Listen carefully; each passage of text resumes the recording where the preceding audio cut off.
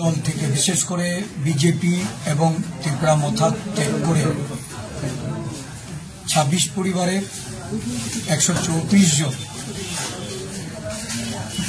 সোমেন্দ্র দেববর্মা, প্রসেনজিৎ দেববর্মা, অরবিন্দ দেববর্মা, বিনন্দ দেববর্মা তাদের নেতৃত্বে ভারতীয় জাতীয় কংগ্রেস দলে যোগদান করেন।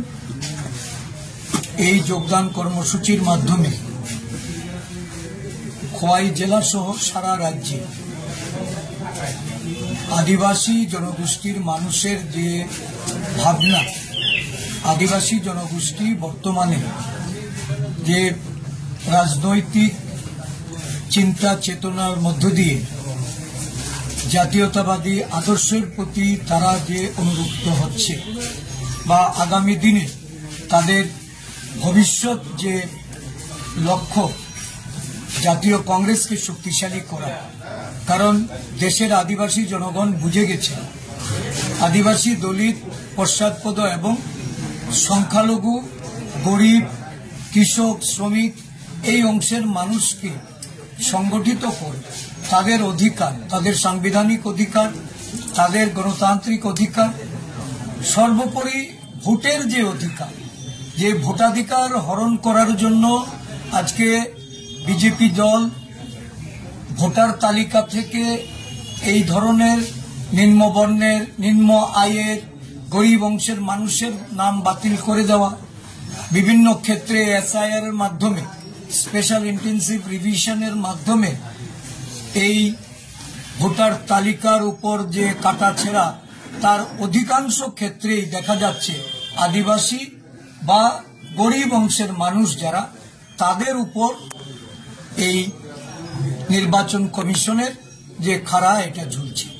নির্বাচন কমিশন তাদের নাম কাটাছেঁড়া করছে, কারণ এরা জানেন যে এই ধরনের দুর্বল অংশের মানুষ তারা প্রতিবাদ করতে বা তাদের যে এই ভোটার তালিকার সম্পর্কে তাদের যে সিনসিয়ারিটি, যেটা এটার খানিকটা দুর্বলতা আছে।